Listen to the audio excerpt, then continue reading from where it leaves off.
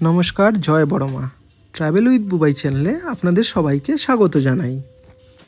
নৈহাটিতে বাড়ি থাকার জন্যে সবাই আমাকে জিজ্ঞেস করে যে বড়মার মন্দিরে কি করে যাব, কখন পুজো দেবো ইত্যাদি। সেই জন্যে আমি একটা ছোট্ট ব্লগ নিয়ে এসেছি, এতে আপনাদের সুবিধা হয়। এই সোজা রাস্তাটা ধরে চলে যাবেন নৈহাটি 1 নম্বর প্ল্যাটফর্ম থেকে বেরিয়ে। ডান দিকের রাস্তাটা চলে যাচ্ছে জর্জ রোড, এই দিক দিয়েও যাওয়া যায় বড়মার মন্দিরে, কিন্তু আপনাদের সুবিধা হবে এই দিক দিয়ে যেতে। এই দিক দিয়ে সোজা গিয়ে এই অরবিন্দ রোডের রাস্তাটা ধরবেন। রাস্তাটা ধরে ডান দিকে রাস্তাটা চলে আসবেন, ওখানে ফ্লাইওভার আছে। ফ্লাইওভার থেকে নেমে আপনি সোজা রাস্তাটা ধরে চলে যাবেন। যাদের পায়ে ব্যথা আছে তারা, অনেক রিক্সাওয়ালা থাকে, সেই রিক্সা ধরে সোজা রাস্তা ধরে চলে যেতে পারেন। 10 টাকা নেয়, 10 টাকা নিয়েই বেশিক্ষণ লাগে না, 5 মিনিটের মধ্যে আপনারা চলে যেতে পারেন। সোজা রাস্তায় যেতে যেতে আপনি প্রতিমা দর্শন করতে করতে যেতে পারেন। মায়ের বেশ সুন্দরই লাগে, অনেক প্রতিমা আছে, অনেক বেশ বড় বড় প্রতিমা।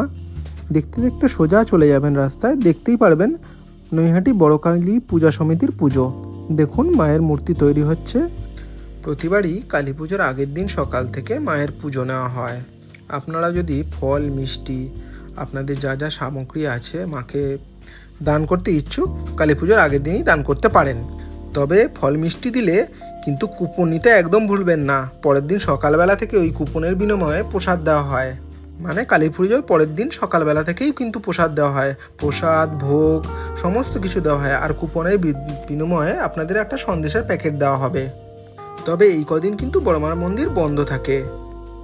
এখন যেখানে মায়ের পুজো হচ্ছে সেখান থেকে একটু এগিয়ে গিয়ে বাঁদিকে গেলেই বড় মায়ের আসল মন্দির আপনারা পেয়ে যাবেন। এখানেই কিন্তু 12 মাস পুজো হয়।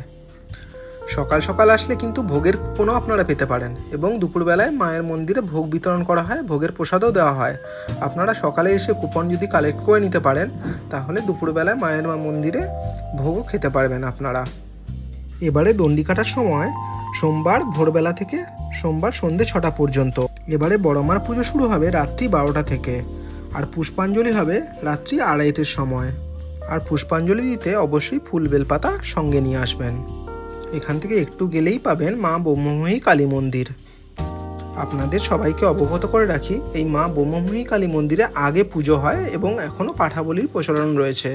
এখানে পুজো সম্পন্ন হওয়ার পর বড় মায়ের পুজো শুরু হয়। এই ব্রহ্মময়ী কালী মন্দিরে আজকে আমরা অঞ্জলি দিয়েছিলাম।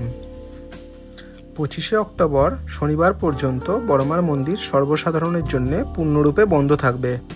26শে অক্টোবর রবিবার থেকে মন্দিরে পূর্ব নির্ধারিত সময় অনুযায়ী পুজো দেওয়া যাবে।